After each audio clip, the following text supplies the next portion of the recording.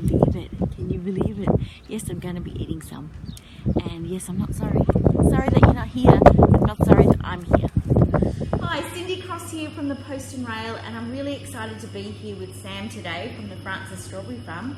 She's invited me to have a look, check it out and see what she's got going on here, and I'm very impressed, so I'm happy to share this with you.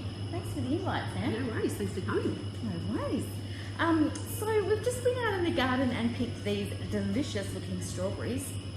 And Sam, you've got some great tips for us on how to grow strawberries in the garden. But what I'd like to know is, what made you want to do this out here? I don't know really. It was, we just wanted to get back to farming somehow. Probably would have liked to have gone the broadacre side, but just couldn't get enough acres to do it. So we went with 10 acres. And then we just looked at what we could grow on 10 acres, and it just kept coming back to strawberries. So Really? we just thought, oh, if I love strawberries, but I'm sick of buying terrible strawberries that taste like nothing, that the punnet's half mouldy. Yes, so yep. I thought, well, I'll just do it myself. So I had no idea what I was doing. So I love that. we've gone from, I was beef cattle production, that's all I knew, and Adam's broadacre farming, so we thought we'd do horticulture, because that's just what you do. I know. I love that's very courageous, but I love that you've just done that anyway. Yeah. And looking around, it's a success. So you've obviously put your heart and soul into it so far. Yeah, no, it's been really good. It's definitely gone a lot further, a lot quicker than I anticipated. So, which is very humbling, but then it's also quite terrifying because people come out here and you hope they like it, but what if they don't? Like you're really putting yourself out there. I don't think she has anything to worry about there, but well, that's fantastic.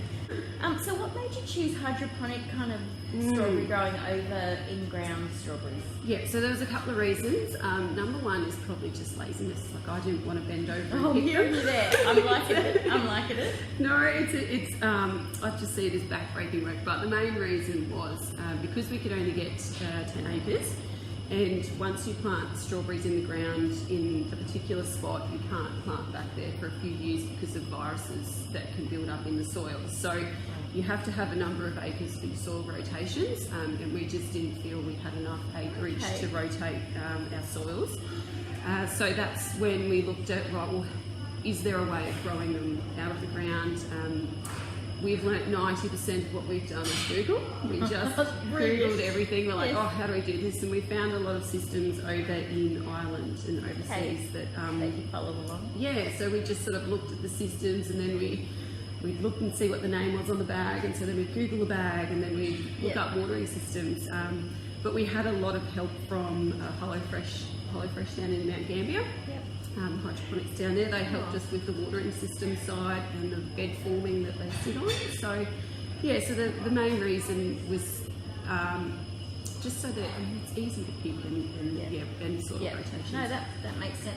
I love the fact that you got help, and you were just telling me earlier that you've actually been helping some others that were curious, like obviously not in Frances, obviously, but you know, a distance away. It's really nice when people can actually share the knowledge without fear of, you know, oh, I don't want to share what I know, it's too precious. I'm so, I'm a big fan of that. Yeah, so that's we really struggled when we first started in the strawberry industry, finding any information and anyone willing to help.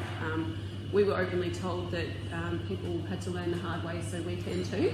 And I found that really disappointing, especially when you've got broadacre farmers or whoever else that will then travel around to have farm tour days, and they'll go around and say, we've tried this crop or tried growing it this way and that works best. And I just really don't really have that. So we did have help from another strawberry farm up near Hathaway, Krause's up there. So they came down and had a day with us, and it was, isn't that nice? It was amazing, but it was terrifying. It was at that time I looked at Adam and I said, It'd be overwhelming. We have no idea what we're doing. I don't think any small business has ever started without that question being asked. Let me tell you, I've mentioned it a few times as well. We are crazy. No one's coming, no one's going to like the food. What if someone, and it's all little things that we do to make sure we do a better job, I'm pretty sure. But so that's answered quite a few questions. But for the home gardener, what could you suggest, like is some good growing tips for them all? Even you were mentioning the picking tips is to pick. So here I am picking stems out in the garden, and Sam's come along and I've recorded it so you'll see it in a minute. And you picked it with just the green but no stalky bit? Yeah, so as long as you leave the green bit on it when you pick, if you were to pull that off, you've sort of opened the strawberry up to bacteria getting in and degrading really quickly. So, oh no, so what does that mean? You see, then you have to eat it. So if we do accidentally pick it when we're picking and the tip, like that green bit comes half off, we actually have to second it because it won't last in a punnet. Right. So yeah, the tip is a lot of people twist that way, or they'll sort of pull on the whole plant. You actually just have to hold it tip to tip and twist it that way, and it'll pop off. That is a really good And tip. it'll pop.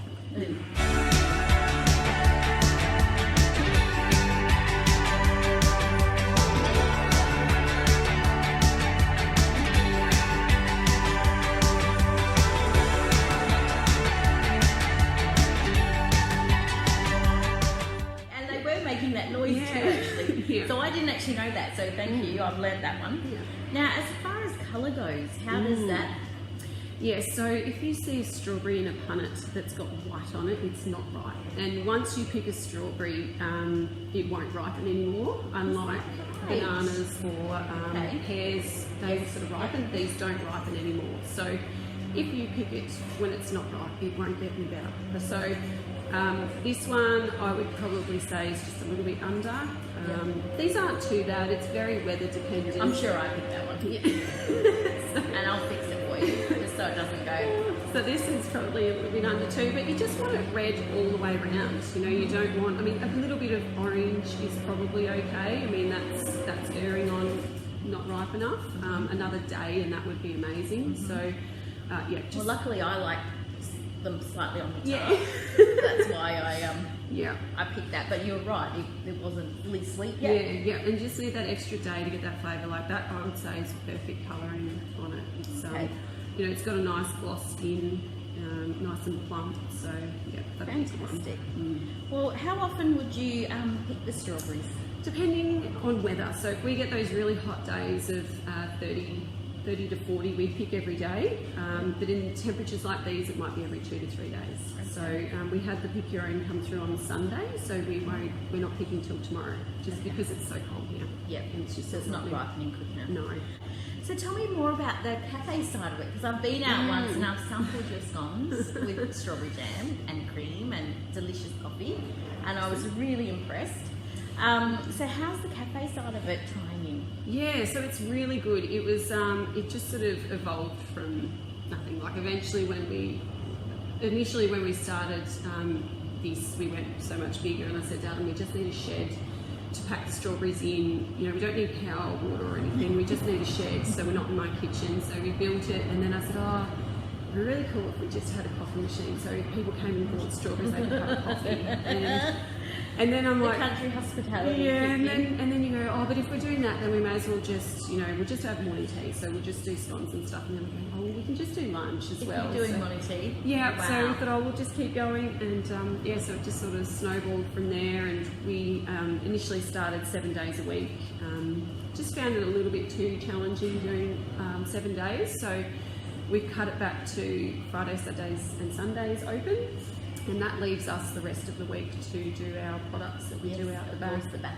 Yeah. For it. Yeah. And what hours? 9 a.m. to 3 p.m. Oh, Yeah, fantastic. and we might do some extra days over Christmas holidays and that sort of thing, so just follow our Facebook page. And Fantastic. And have you got a website? we do, yep, And just it is? the 3 W's.francisstrawberries.com.au. Fantastic. And what phone number can people ring?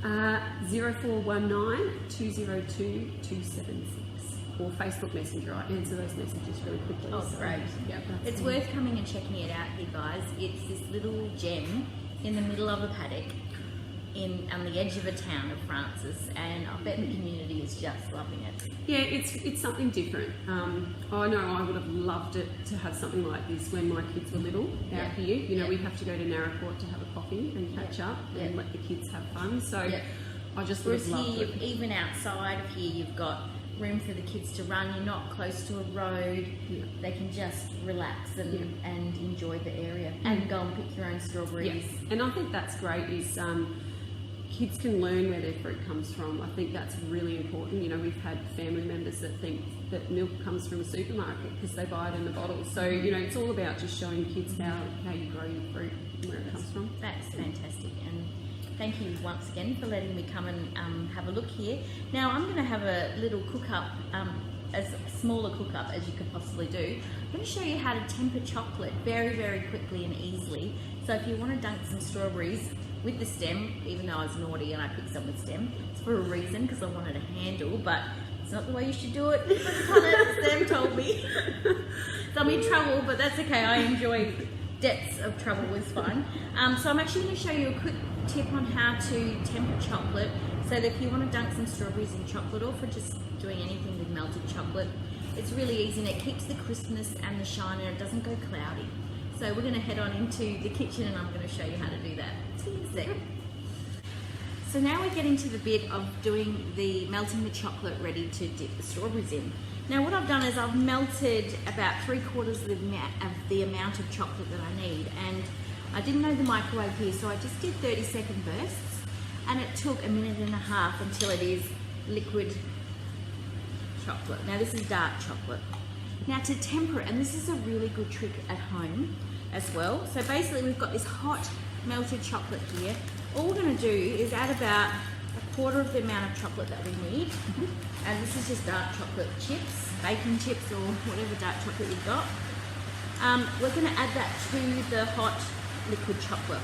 And what this does, and we're going to allow that to melt, it's going to bring down the temperature of the chocolate that's there, but still be a melting consistency. And what that will do is make the chocolate crisp and have a snap and not have that cloudy exterior. So this is something that can be done with a thermometer and you know, measuring in times and all sorts of, which we all know I'm not going to do and not interested in. But you can already see that's nearly melted, and it's raining on the tin roof, so I hope you can hear that. We are wild and free out here. We're doing it how it's coming, and just got my hair up because I come around food. I really like to hurt my back. So that is all but melted that chocolate in the time that I've spoken to you, and I can feel it's shiny. I don't know if you can see that it's shinier. And so all I'm going to do now is, using my perfectly great idea of the handle, which I'm still a bit in trouble with, but that's okay, Take them off later. is just dunked it in now, and so now they get to lie down and dry. I'm going to do a couple. I don't want to have all the fun, and you do one and I'll supervise, which is me supervising, which is really good. Look at this perfect stem. I'm going to steal your idea and sit the stems off later. Okay. What is it? Oh, hello, deliciousness. I'm just going to hold the leaves. Oh, okay, I see what you're doing. So big it's going to be. I know. But what a great way of tempering chocolate. It's just microwaving the dark chocolate till it's melted, and then add a little bit more chocolate to it. I do about 1/4 of what I needed to begin with. I hold 1/4 back, and then you add it to the melted chocolate. And because of the fact that the chocolate is hot and melted, it melts the new chocolate, and that's how you temper it. And if you've ever heard tempering chocolate, it's not as hard as you think when you do. No, it's always scared me. Tempering chocolate. There is a specific temperature-wise, but I find that this works just as easily. Yeah. So, Let's just see. maybe a couple more, shall we? This can be my morning treat. Tea treat? Coffee. Along well. Don't mind if I do. How cute is that?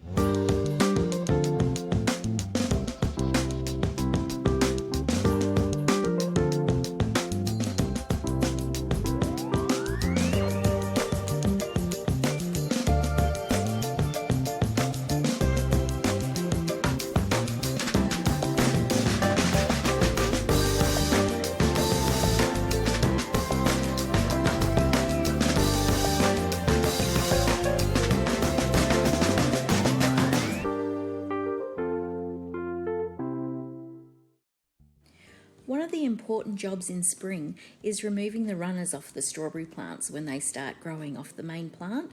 The reason for this is at the moment the strawberry is more interested in sending out runners, which takes up all of the energy from the plant rather than concentrating it on flowering and fruiting. So by the simple task of removing the runners, you're actually increasing the yield. So this is what they call a daughter plant on a strawberry. So this is how these plants were created. So to grow another strawberry plant, all you have to do is embed this little bit and pin it into the dirt like that, and then it'll drop roots down, and once it's started to establish and grow, then you cut the umbilical cord to the main plant and you've got another strawberry plant. I might share that one, Anyway, come down to Francis Strawberries, to their cafe here, and you'll be pleasantly surprised. Thanks, Sam.